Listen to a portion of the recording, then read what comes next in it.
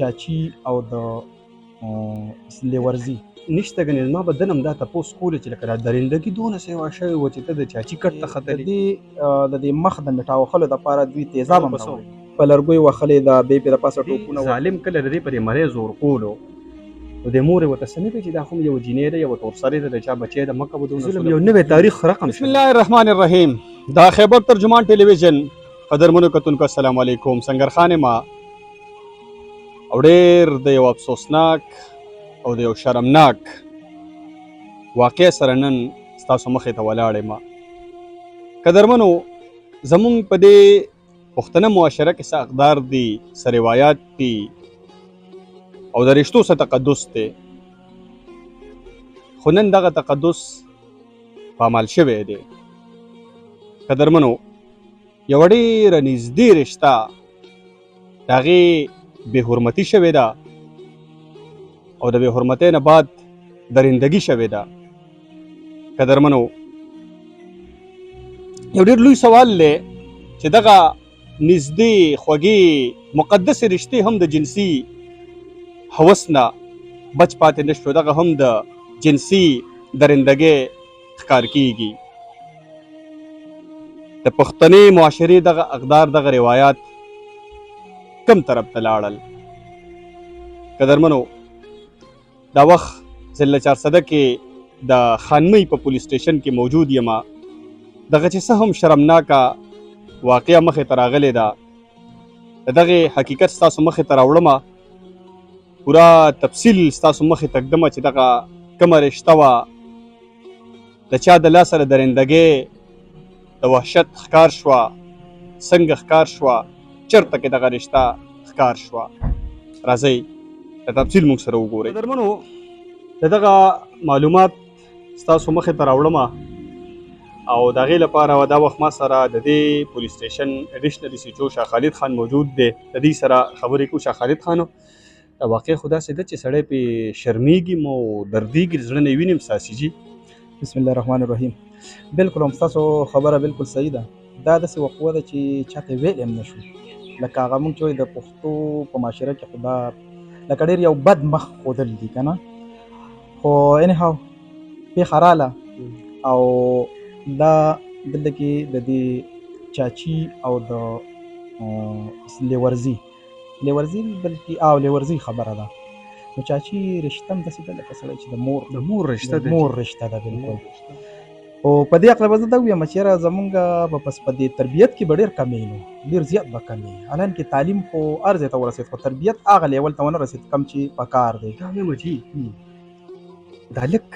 نشته ګنې ما به دنم دا تپوس کولې چې لکه دا درندګي دونه سیوا شوې وه چې ته د چاچي کټ ته ختلې بالکل هم داسې ده دومره لیول ته او بیا دې لیول ته چې په دې کې دومره وحشي حالات ته رسېدل چې بیا د خپل صرف د بدنام هغه ټکي دپاره هغه قتلول او په دومره بې دردۍ سره قتلول چې کله مونږ د دې لاش هغه پوسټمارټم رپورټ مونږ وکتو نو هغه لیډي ډاکټر سره ما خبرې کوم چې څنګه دغه دی هغه ماته چېرې په دې په بدن کې به داسې یو ځای نه وي چې په هغې به دغه نه وي صحیح دغې له به راځو جي دغه ځان له د غم او د درد یو داستان دی دا راته ووایي چې دا اول خو دا واقع کله مخې ته راغله څونه وخت وشو دا خو داسې چلو شو چې د دې خاوند د دې مسماتې دې خاوند رپورټ وکړو او د هغې په بیان باندې موږ دلته کې اف آی آر درج کړو هغه په راپورټ باندې خو د اختر هغه بیان څه د هغه بیان دا و چې یاره دغه شانتې آصف نومې زما وراره دی او د هغه سره زما کومه ښځه چې ده کور والا هغه تلې ده نو بس په هغې باندې مونږ هغه په درج کو اف آی آر درج کو هغه سره تلې ده هغه د پښتو چې مونږ تلې وایي داسې تلې خو چې کله مونږ زمونږ تفتیشي ټیم او زمونږ ډي پي او صاحب او ډي اس پي صاحب دوی یو ټیم تشکیل کو د هغوی په نګرانۍ کې او د هغوی په رهنمایۍ کې هغه ټیم چې کوم مخکې انوسټیګیشن وکړو نو دا جینۍ چې کوم نو د مونږ ته مخبر هم دا دغه راکړله چې کوم ذرایع د هغې په دغه باندې مونږ ته دا پته ولګي چې دا جینۍ چې کوم ده وژلې شوې ده خو چونکې مونږ دغه دفعات ځکه نه دغه کول چې مونږ سره لاش هم نه و برآمد او ملزم هم نه و ګرفتار نو د اختر په ورځ نه اوس دې کې سوال پیدا شو کنه چې د خاونې اف آی آر وکړه چې د هغه سره تللی ده نو دا هلک چېرته کې و د هلک هم نه و، په دې غیب و دی غیب و. د هغه ځکه دا شک و شبهات هم زما چې څونه خیال دی په دې بیس په هغه دغه کړي وو. خو دې نه مخکې هم څه قیسې میسې د دوی خپل منځ کې راغلې وې. دا هلک وایي چې لکه سوال دا کوم جی دا جنسي تعلق د کوم وخت نه و؟ دا جنسي تعلق بقول د قالکه چیرې دا زما د واده نه مخکې ورسره تعلقات وو. بیا وروسته هم څه دغه شوي خو بیا چې ما ډیمانډ کوو نو دې جنۍ به زما دغه نه پوره کوو. دی ما زما خبره یې نه منله نه منله. نو په دغه ورځ هم د چېرته دغه کړی دی خو دې جنۍ دا خبره نه ده منلې. نو په هغې باندې چې کوم دی بس د راګیره کړې ده. خو دې کې یو بل سوال د جنۍ عمر څونه و جي؟ د دې جنۍ آی تھنک چې ایگزیکټ ماته یاد خو 23-24 سال 23-24 سال که نه او د دې هلک عمر څونه دی؟ د دې هلک هم تقریبا دغه سیم 25-26 سال داسې 25-26 سال عمر دی که نه او دوی په یو کور کې اوسېدل؟ دوی په یو دغه کې اوسېږي لکه چاردیواري یوه ده؟ چاردیواري یوه ده بلکل. او په دې کور کې د دې زنانه نه علاوه نور څو د دې کې د دې زنانه نه علاوه د دوی چې وفات شو دې نه علاوه د دې نه علاوه د دې آصف کور والا موسیږي لکه مور پلار رونه دا موسیږي په دغه یو کور. د دې جینۍ خاوند چېرته دی؟ د دې خاوند خو ما داسې اورېدلي چې دا بار و خو اوس خو کلي کې دی. خو دې کې یو مین خبره زه تاسو ته کول غواړم چې دې سړي یو خبره کوله چې یاره دې جنۍ به په موږ باندې تعویضونه کول. دا کوم سړي؟ دا د ملزم دا خبره کوله چې دې به موږ باندې تعویضونه کول او لکه موږ ته پیرانو دا وي او پیرانو هغه وي. نن سبا خو دا ډېر غټ څه وایي چې به دې نه مړه کړه؟ ډېر غټ لعنت دا دی ویل چې داسې موږ ته پکې یو دغه میلاو شوي چې یاره دې به موږ باندې تعویضونه کول او موږ باندې کوډې تعویضونه بیا کول. د هغې وجه هم لکه دا وه چې یاره بس زه ځان طرف ته را دغه کوله ما خو لکه زما ذهن خو یې نه مني که ستاسو تعویض را باندې دپاره کوو چې لکه زه ځان ته اټریک کولم نو زه به د تعویض په زور تعویض به دونه تعویض کې به دونه زوره چې زه به دې کټ ته وختم. واو دا د منلو خبره لکه زه به د هغې کټ ته وختم تعویض به داسې کول.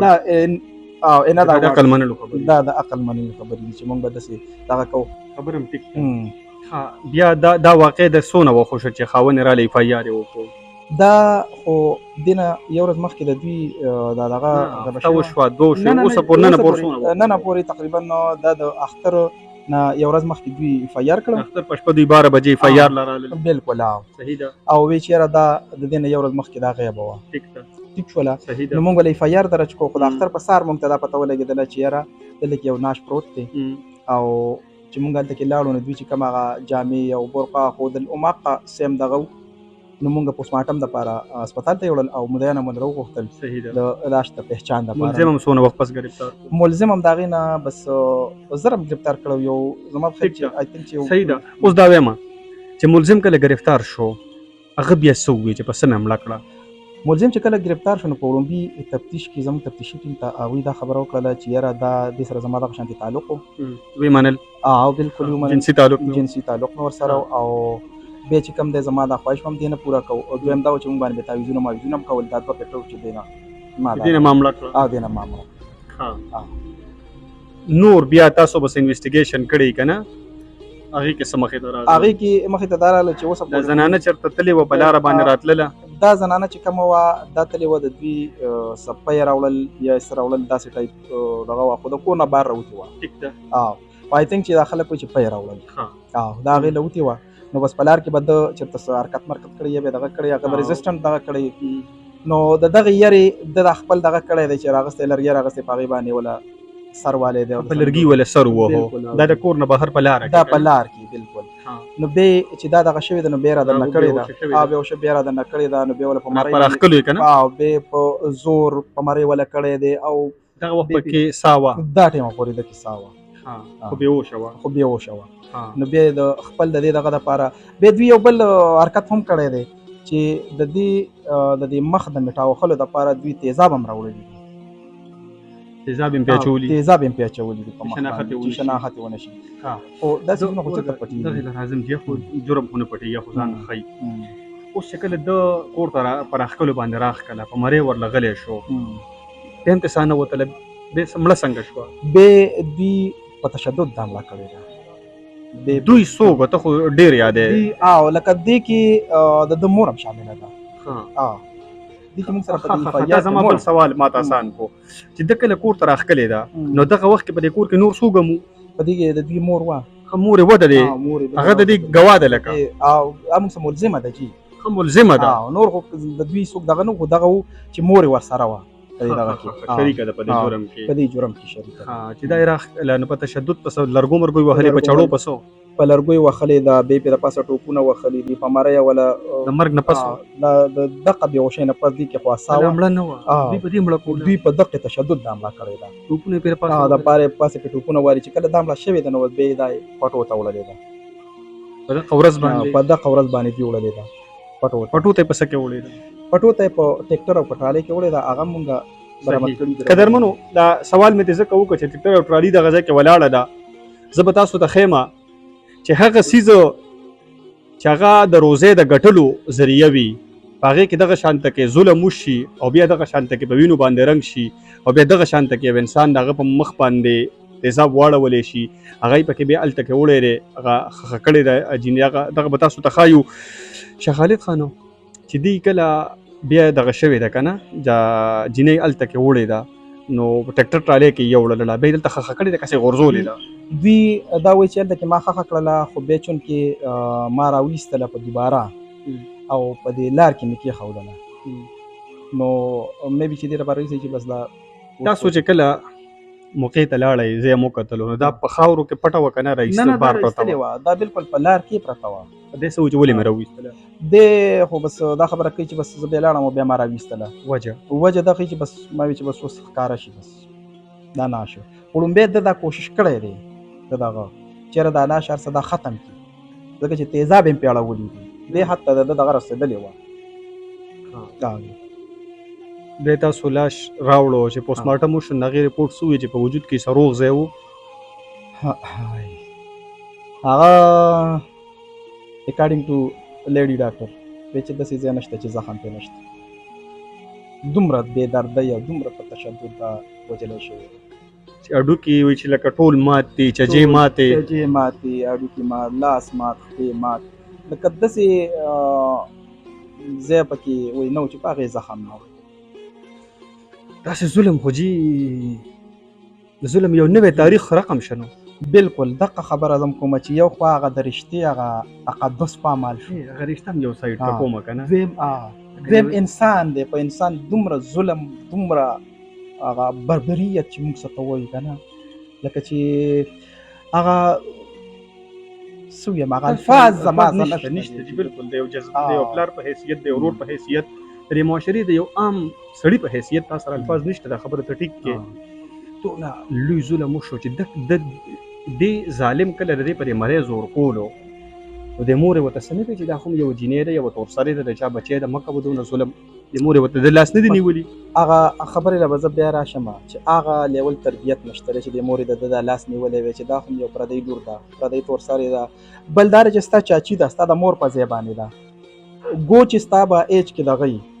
خو مقام خو هغه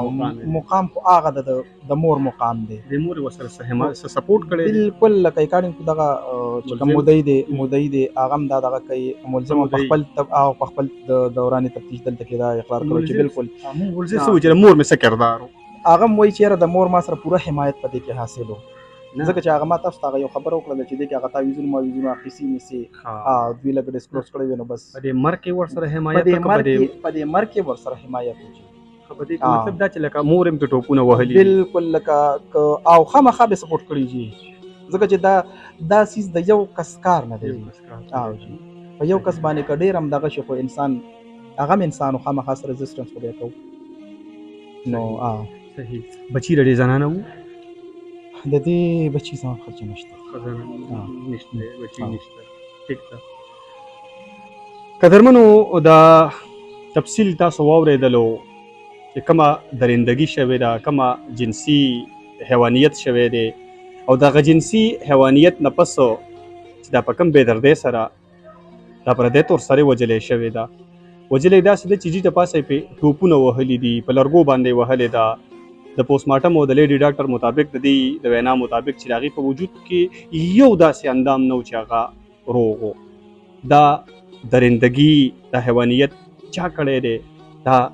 د دغې زنانه په کور کې یو ډېر نږدې رشته دار و د هغه کړی دی چې هغه به ورته سبا بیګا د چاچی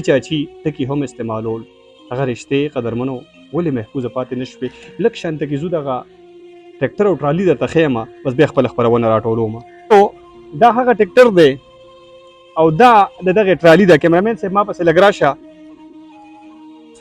راځئ شاه خالد خان لږ داسې مخکې ورشو چې ویې ګورو چې په دې کې به د زنانه څنګه اچولي. قدرمنو دا تاسو وګورئ دا زنانه چې کله دغه هلک وجلې ده نو بیا یې په دې کې اچولې ده او وړې ده او دا د روزۍ د ګټلو د رزق د پیدا کولو یو ذریعه ده او په هغې کې د بیا دغه د خپل جرم د پټولو لپاره هغه به دا په استعمال کې راوستله خو جرم نه پټېږي جرم حال وی. شاه خالد خانه یو اخري تپوس ترنه کومه دا ټریکټر ټرالي د هلک خپل دي که نه چېرته کې بل چا دي؟ نه دوی وایي چې دا ټریکټر ټرالي د دوی خپل دي. د دوی خپل دي که نه؟ صحیح ده. جرم ښکاره شو، جرم په خپله باندې قدرمنو حال ووی.